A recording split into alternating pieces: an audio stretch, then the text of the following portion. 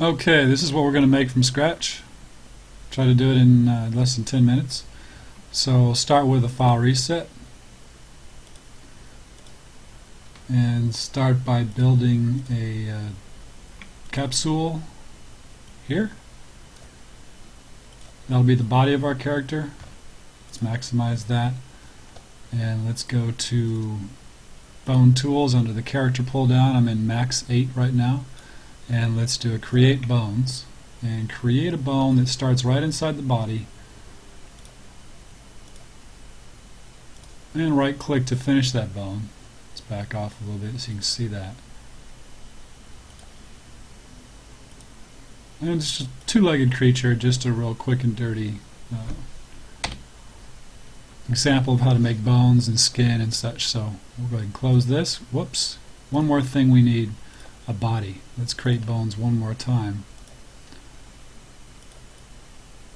Okay, and let's just talk a little bit about these. If I go to move, I can move these around freely, and I'm just going to position them exactly the way I want them. And now I'm going to link them together, because if it's going to be a skeleton, you got to know what's the parent of what. So I'll use, before I do the link, real quick, I'm going to go in and just take the number of sides down a little bit for simplicity's sake, and I'll go to Select and Link here on the toolbar and press and drag from the child to the parent. So these legs will be children of this backbone. Now that that's happened, let's just prove it out. You can see that there's a parent and there's children now, and the way that they move together. Let's take this upper leg bone and add an HI solver to it, and go to the next bone down, and do that again.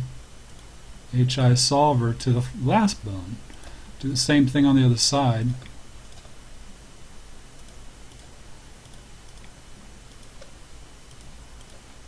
And let's move these and show you how it reacts. So what you get with HI solver is you get an inverse kinematic relationship between these bones. And ultimately we want these feet to determine how the leg moves. So what I'm going to do, another select and link parent-child step, is select and link, grab the child, take it to the parent. So I'm taking this IK on the shoulder and making it the child of the IK at the foot. So what that gives me is this, the ability to just grab the foot and move it around and have a lot of control over that whole leg. And of course you can fine-tune here if you want to.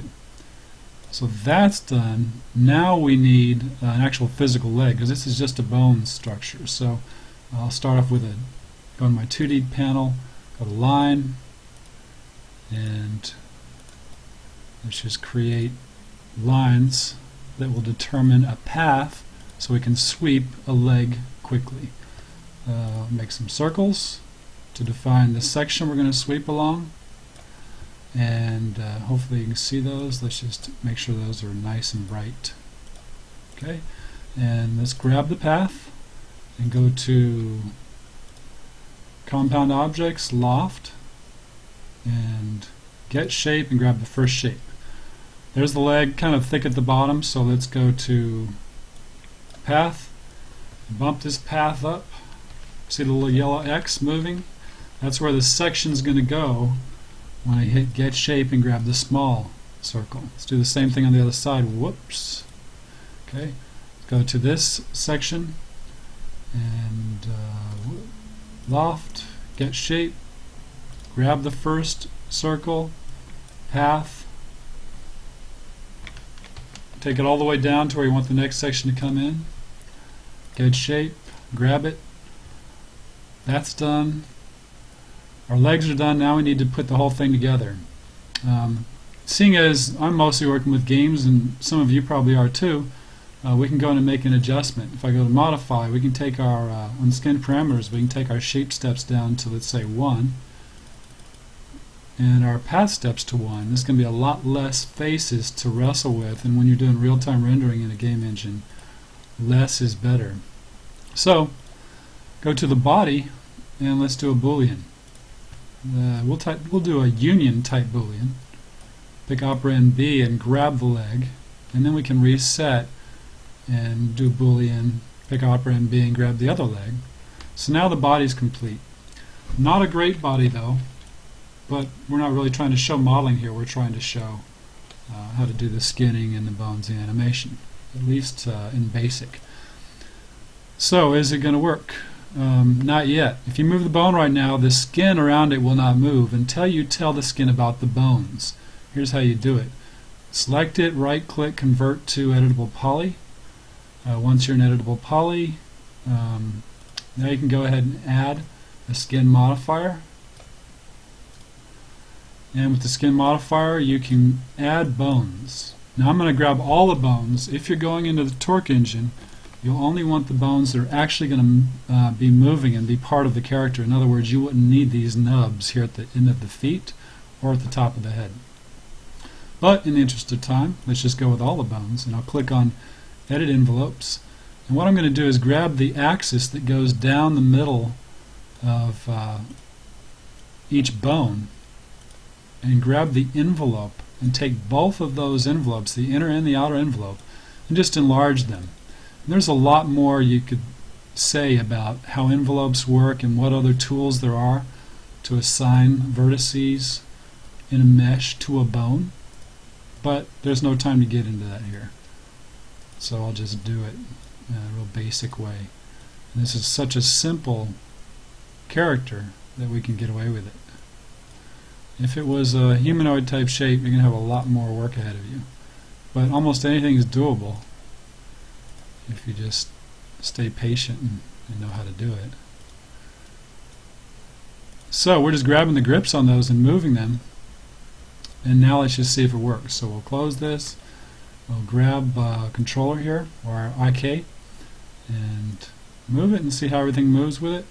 And the bone doesn't have to stay exactly inside the skin. You can see that popping out a little bit. It's just what's really important is the joint between the bones. Let's go ahead and animate this. So we'll say that frame 0, let's turn on auto key and go frame 10, and we'll take this leg and just move it up a little bit. And when that leg comes up, probably the head's going to turn a little bit, or the body's going to turn and it's going to sink down a little bit. So let's see how that looks. You can scroll these back and forth, and let's just take it up a little bit more.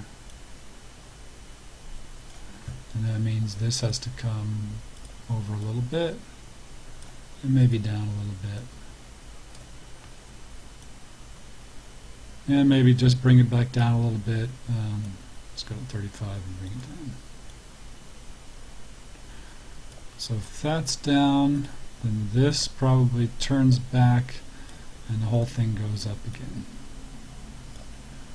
And this kind of thing you don't want to rush. Okay, and let's just shade that.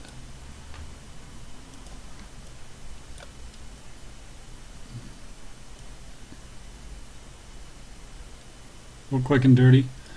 For more information on Max, and especially bringing stuff into Torque, check out 3dcognition.com and creating game art for 3D engines, and also GarageGames.com for the Torque engine itself and lots of other tips.